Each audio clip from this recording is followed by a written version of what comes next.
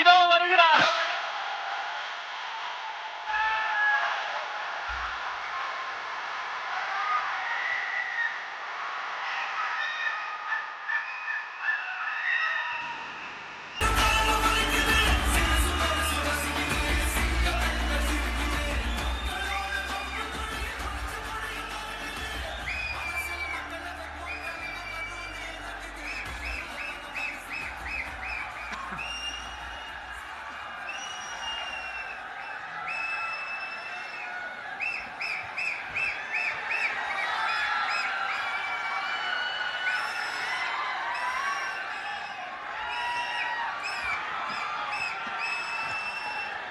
My friend, my brother, comrade in arms, founder, Jan Suraj Party, திரு பிரசாந்த் கிஷோர் அவர்கள் இன்னைக்கு நம்மளுடைய இந்த தமிழக வெற்றி கழகத்தினுடைய 2ஆம் ஆண்டு துவக்க விழாவிற்கு சிறப்பு விருந்தினராக கலந்துக்கிட்டு பேசியது மிக்க மிக்க மகிழ்ச்சி. அவருக்கு என்னுடைய மனமார்ந்த நன்றியை தெரிவிச்சுக்கிறேன். We are an emerging primary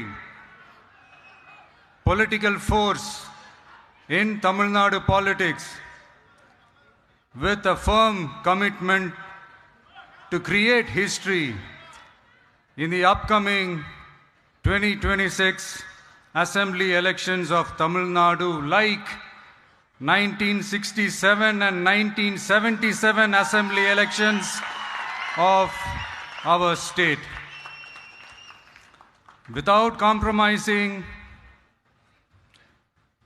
our party's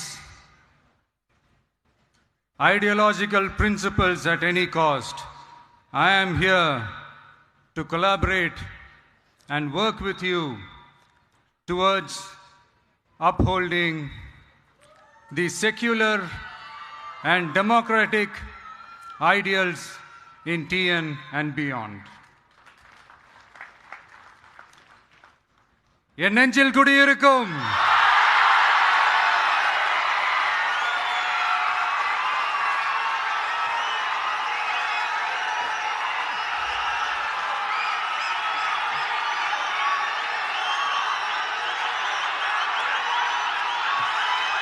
என்னுடைய தோழர்கள், தோழிகள்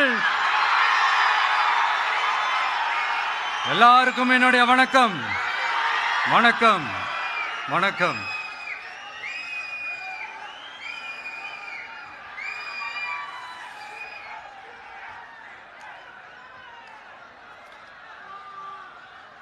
இந்த அரசியல்னாலே வேற லெவல் தான்ல.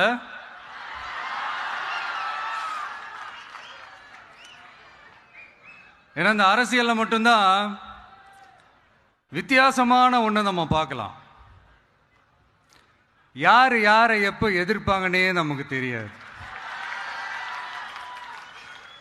யார் யாரை எப்போ ஆதரிப்பாங்கன்னே நமக்கு தெரியாது. அதை கணிக்கவே முடியாது. அதனால தான் இந்த அரசியலில் மட்டும் முன்னாடியெல்லாம் சொல்லி நம்ம கேள்விப்பட்டிருப்போம், நிரந்தர நண்பனும் நிரந்தர எதிரியும் இல்லைன்னு சொல்லுவாங்க.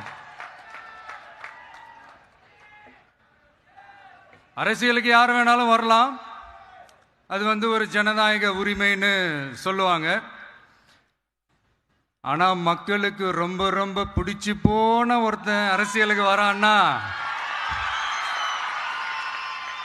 அதை கண்டிப்பாக நல்லவங்க எல்லாம் வரவேற்பாங்க.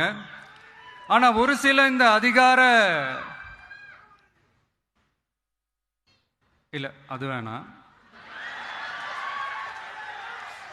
ஒரு சில பேருக்கு மட்டும் கொஞ்சம் எரிச்சல் வரத்தானே செய்யும். அது இருக்கும் தானே. என்னடா இவன் திடீர்னு ஒருத்தன் என்ட்ரி கொடுத்துட்டானே, இது வரைக்கும் நாம சொன்ன பொய்யெல்லாம் நம்பிக்கிட்டு மக்கள் நமக்கு ஓட்டு போட்டுக்கிட்டு இருந்தாங்களே, ஆனா இப்ப இவன் சொல்றதெல்லாம் பார்த்தா மக்கள் மனசுக்கு ரொம்ப நெருக்கமா வேற இருக்குது. அதுவே நமக்கு ஒரு பெரிய நெருக்கடியாகவும் இருக்குது. இவனை என்ன பண்ணலாம், என்ன செய்யலாம், எப்படி இவனை இது பண்ணலாம், க்ளோஸ் பண்ணலாம்.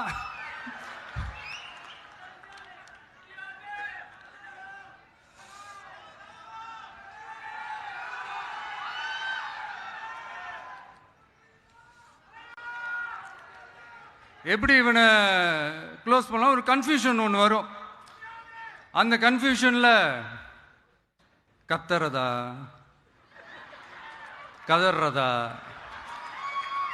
என்ன பண்றதுன்னு தெரியாம வர்றவன் போறவன்லாம் கட்சி ஆரம்பிக்கிறான்னு சொல்லி இப்படி ஏதாவது பேச ஆரம்பிப்பாங்க. இப்போ நம்ம ஆட்சியில் இருக்கிறவங்க நமக்கு எதிராக பேசுறாங்க இல்லையா, அந்த மாதிரி. இப்படிப்பட்ட ஒரு அரசியல் காலத்தில் கொஞ்சம் கூட ஒரு பயம் இல்லாமல், ஒரு பதட்டம் இல்லாமல், வர்ற எதிர்ப்புகள் எல்லாத்தையும் சும்மா லெஃப்ட் ஹேண்டில் டீல் பண்ணிக்கிட்டு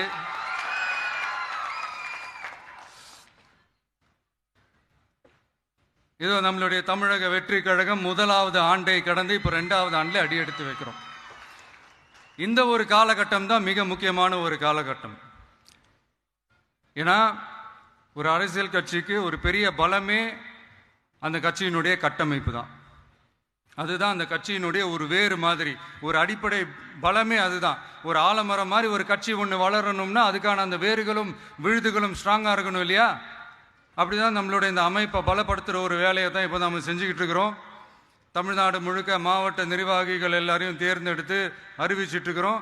இந்த நேரத்தில் நம்ம மேலே ஒரு கம்ப்ளைண்ட், அது என்னன்னா, அதுதான் எனக்கும் புரியல. நம்மளுடைய மாவட்ட நிர்வாகிகள் எல்லாருமே வெறும் இளைஞர்களாகவே இருக்கிறாங்களாம். ஏன் இருந்தா என்ன?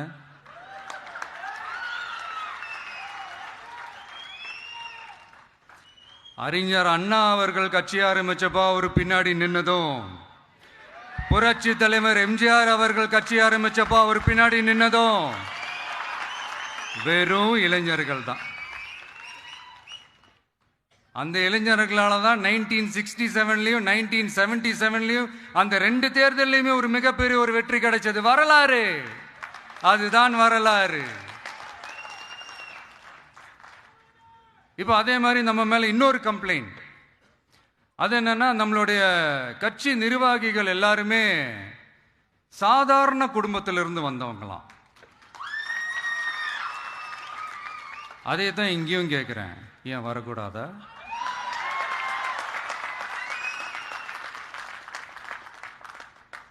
சாதாரண குடும்பத்திலிருந்து வந்தவங்க தான் பெருசு பெருசா சாதிச்சிருக்கிறாங்க. இன்னும் சொல்ல போனா நம்மளுடைய கட்சி எளிய மக்களுக்கான கட்சி தானே. அப்படி இருக்கும்போது நம்மளுடைய கட்சி நிர்வாகிகளும் எளிய குடும்பத்தை சேர்ந்தவங்களா தான் இருப்பாங்க. நம்மளுடைய கட்சி ஒன்றும் பண்ணையாறுகளுக்கான கட்சி கிடையாதுல்ல.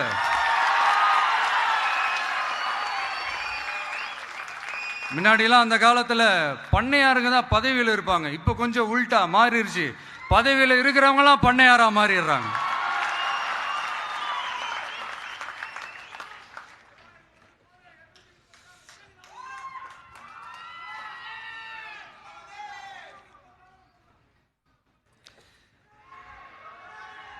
மக்களுடைய நலனை பத்தியோ, நாட்டோட நலனை பத்தியோ, வளர்ச்சிகளை பத்தியோ எதை பத்தியும் கவலைப்படாம பணம் பணம் பணம், எந்தெந்த வழிகளில் எந்தெந்த ரூட்லலாம். இப்படிப்பட்ட இந்த மைண்ட் செட் உள்ள இந்த பண்ணையார்களை அரசியலை விட்டே அகற்றுவது தான் நம்மளுடைய முதல் வேலை.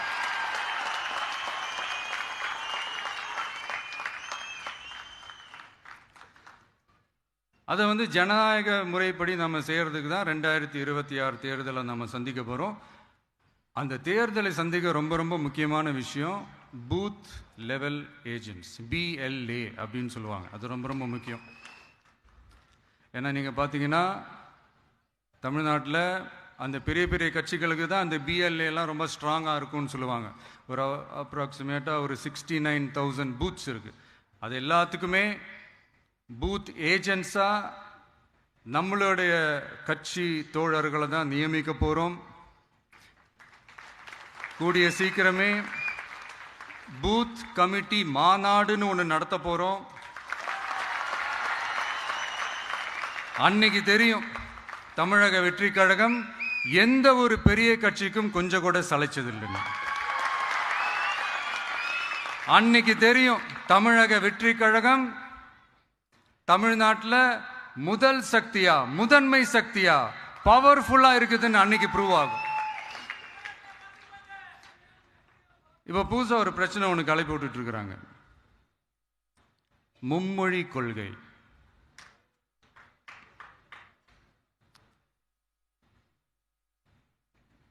அதாவது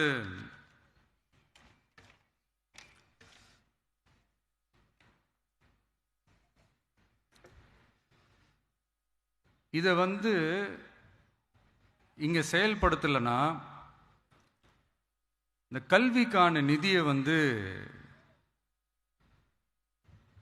நம்மளுடைய மாநில அரசுக்கு கொடுக்க மாட்டாங்களாம். இந்த எல்கேஜி யூகேஜி பசங்க சண்டை போட்டுப்பாங்க தெரியுமா? அந்த மாதிரி கொடுக்க வேண்டியது அவங்களோட கடமை. இங்க இவங்க வாங்க வேண்டியது இவங்களுடைய உரிமை. ஆனா இவங்க ரெண்டு பேரும் இங்க எவ்வளவு சீரியஸா ஒரு பிரச்சனை ஓடிட்டு இருக்கு. இவங்க ரெண்டு பேரும் அதாங்க நம்ம பாசிசமும் நம்ம பாயாசமும், அதான் நம்ம அரசியல் இனிமையும் கொள்கை இனிமையும். ரெண்டு பேரும் என்ன பண்றாங்கன்னா, ரெண்டு பேரும் பேசி வச்சுக்கிட்டு இந்த செட்டிங்லாம் பண்ணி வச்சுக்கிட்டு மாற்றி மாற்றி சோஷியல் மீடியாவில் ஹேஷ்டாக் போட்டு விளையாட்டுருக்கிறாங்க.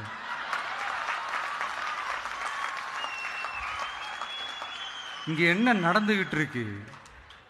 அதாவது இவங்க ரெண்டு பேரும் அடிச்சுக்கிற மாதிரி அடிச்சுப்பாங்களாம்.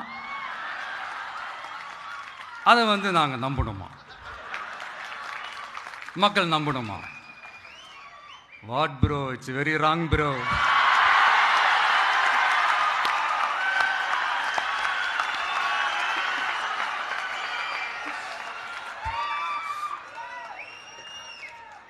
இதுக்கு நடுவில் நம்ம பசங்க உள்ள பூந்து அங்க ஒரு சம்பவம் ஒன்று பண்ணிட்டு டக்குன்னு வெளியே வந்துடுறது.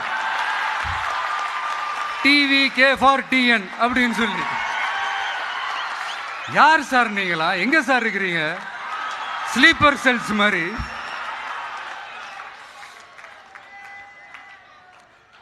அதனால இதெல்லாம் மக்களுக்கு நாம சொல்லி புரிய வைக்க வேண்டிய அவசியமே கிடையாது. அவங்களுக்கே தெரியும் இதெல்லாம் எவ்வளவு பெரிய ஒரு ஏமாத்து வேலைன்னு. நம்ம ஊரு சுயமரியாதை ஊரு. நாம் எல்லாரையும் மதிப்போம். ஆனால் சுயமரியாதையை மட்டும் யாருக்காகவும் எதுக்காகவும் விட்டு கொடுக்க மாட்டோம். நாம் எல்லா மொழிகளையும் மதிப்போம். அதில் மாற்றுக்கிறதே கிடையாது. தனிப்பட்ட முறையில் யார் வேணாலும் எந்த ஸ்கூலில் வேணாலும் படிக்கலாங்க. உனக்கு எந்த மொழி வேணுமோ, எப்போ கற்றுக்கணுமோ, உனக்கு எப்போ தோணுதோ கற்றுக்கலாம். அதெல்லாம் அவங்கவுங்களுடைய தனிப்பட்ட ஒரு உரிமை. ஆனால் கூட்டாட்சி தத்துவத்தை மீறி மாநில தன்னாட்சி உரிமைக்கு எதிராக ஒரு மாநில அரசின் மொழி கொள்கையை, கல்வி கொள்கையை கேள்விக்குறியாக்கி வேறு ஒரு மொழியை வலுக்கட்டாயமாக திணிச்சா, அதுவும் அரசியல் ரீதியாக திணிச்சா எப்படி ப்ரோ?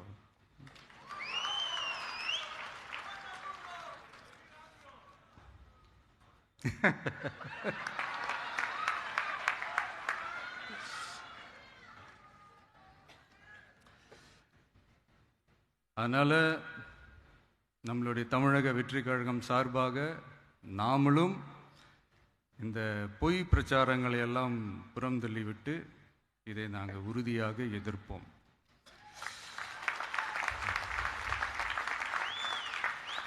கான்ஃபிடண்டா இருங்க, நல்லதே நடக்கும், வெற்றி நிச்சயம்.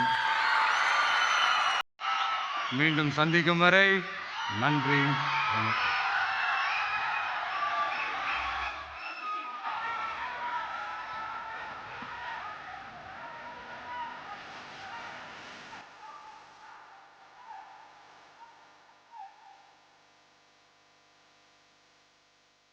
வெற்றி தலைவருக்கு நன்றி. அண்ணன் சொன்னதை போல பாசிசம் பாயாசம் ரெண்டுத்துக்கு சேர்த்து சொல்வோம் கெட் அவுட். நிகழ்ச்சியில் அடுத்து நன்றியுரை வழங்குவதற்காக கழக பொருளாளர் திரு பி வெங்கட்ராமன் அவர்களை அன்போடு அழைக்கிறோம்.